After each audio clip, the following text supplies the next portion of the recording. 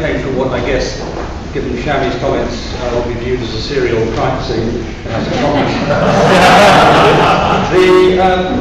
Julian finished with a phrase, I think I wrote it down, I think this is right. You said, the people who know what they're talking about will not want to go ahead with it.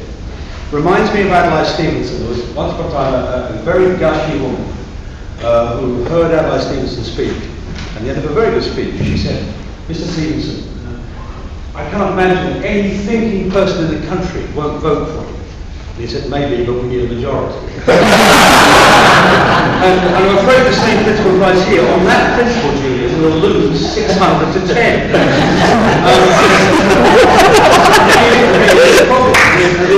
Now, I don't want to make political points in this. The other morning, I was doing the Andrew Marshall, and after it, we had breakfast, we had a guest, Ed Miliband was one of the guests. And actually, to be fair to him, I think Miliband's trying to modernise his party in these terms. And he said, well, you know, we're interested in your views on the snoopers charter, as we've managed to brand the thing. He said, and I started talking about it, he said, oh, but you mean you want to take powers away that we've already got? And he hadn't realised that the problem starts, I missed the first discussions, the problem starts back in pre-2001, when you either had to ask for the data if you were an official, or you had to get a proper warrant. And we don't have that circumstance now. And for reasons I'll go into in a second, that's sort of a problem. We really ought to be back in 1999 before we even attempt some of this stuff. Also, the ignorance is not just technical ignorance. It's very easy in an audience like this to imagine this ignorance as technical ignorance. You're talking about ministers who, broadly speaking, don't know one end of a machine from another, but they also are ministers that are dealing with terrorism who've never seen a terrorist.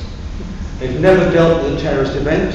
They are entirely in the hands of their officials, Charles Barr and others, who was a very good MI6 officer, I think he still isn't. They deal with people like that who can tell them anything, and they have to effectively believe it.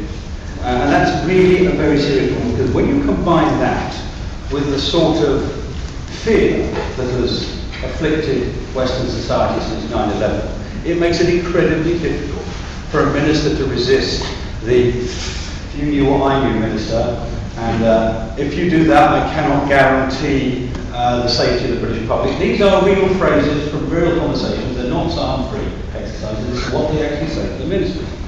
So it's really quite serious. And Julian's right. The government, Home Office, but not just the Home Office, has gone through a transition. When it came in, it had a safety 6 months. It did away with ID cards, rolled back various other authoritarian measures. Then it went through a sort of mediocre middle, and now it's into full Blair at the moment. It's with these sorts of ideas. And they even, and the Prime Minister included, do not understand the power of what they're talking about. He keeps going on about, well, we're not getting the content. Let me tell you a true story which can act as a parallel to this. You remember when David Green was arrested? The now Minister for Immigration, he was arrested for doing work, actually working under me as Home Secretary. He was arrested for getting information from a whistleblower. And the whistleblower was also arrested and was eventually arrested at 6 in the morning by the counter-terrorism police and was eventually sacked. Now, as well as that whistleblower, there were in the previous 2 years, there were 16 other whistleblowers. Now, if you had these arrangements in place, what would have happened? With a simple cross-referencing exercise, every single one of those 16 whistleblowers would have been found and at very least fired, if not jailed. Thereafter, how many whistleblowers would we have in the country? Because they could do it to an MP, they could do it to any journalist. So one of the side effects of this proposal is there will not be another whistleblower in the country unless he is on career suicide. So that's a really very simple point. Then think of something else. Then think about, okay, what do we do if we apply this to people like me, but more important than me, people like ministers? I wonder how many ministers would like to have their entire address record for every internet access, every email, every telephone call, all the telephone calls to Mr. Murdoch, all those things. the public domain. It'd be an interesting test of how safe this policy is if we do that. So I was sitting when you were talking, thinking, actually, this has nothing to do with money. This is absolutely nothing to do with money. I don't care if it costs tupp and take. I wouldn't want to do this because the costs are not financial. They are costs in terms of ability. Also, understand that the ignorance does not just apply to ministers, it does not just apply to the ministers, it also applies to the technical experts. Because they think data mining is a productive and effective technique. And it's rubbish. If you go to, in its simplest terms, the problem of false positives. If you go to a doctor and have a test for some unpleasant disease, there's a chance you'll get the wrong answer, and you'll be rushing back for the penicillin or radiotherapy treatment, whatever it is, because the test has failed, not because you've got the illness. Well, if you don't think that's going to happen to people being surveyed under a massive database search program, then you've got nothing coming. I mean, for a start, who would Charles Carr start with? How about everybody who did in Pakistan last year? Well, there's 900,000 for you to start. You know? How about people who know terrorists? Well, you can add a few more thousands to that. Do you remember Forest Gate? Yeah? Somebody got shot in an operation which was on completely bogus information. There will be many, many, many more Forest Gates if we allowed this to go through as it is. And at this point, I'm going to part from Julian. I mean, he's right about most of what he said.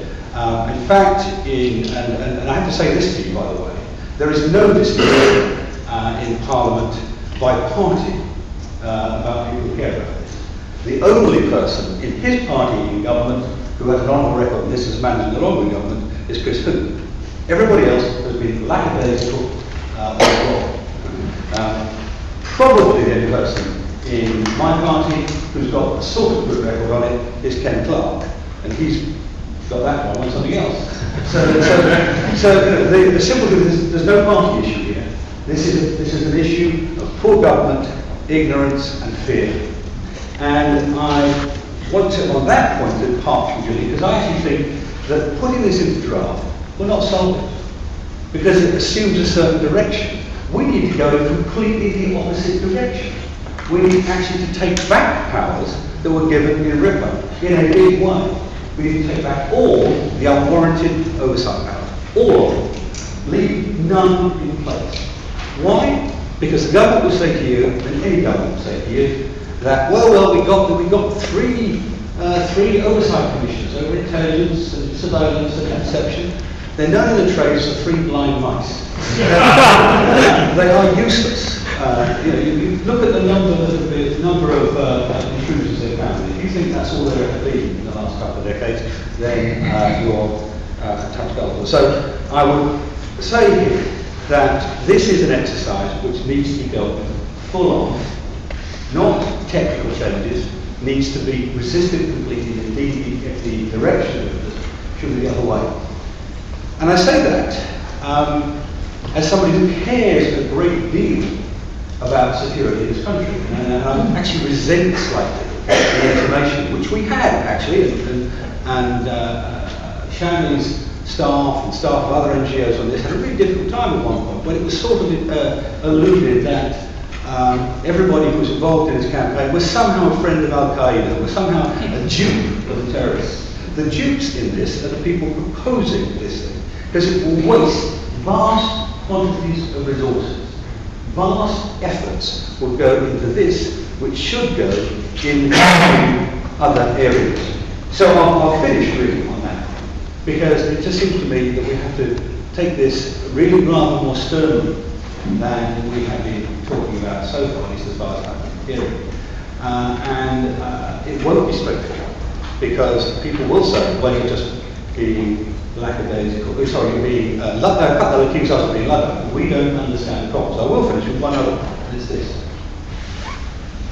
When I was a very young man, which is a long time ago, it's more than a couple of decades, the way of intercepting was a little man in a blue overall went into your local exchange and put a few dot clips and wires in to link up your line to other people's, right? So today, and that was a self-limiting exercise. There's only so many times you can do that. The technology limited what you could do. The idea that today the technology is a problem with surveillance services is bonkers. It's actually the other way around. That actually what's possible here is massive hoovering up. And of course, ironically, given what you were just saying, absolutely right about proxy servers.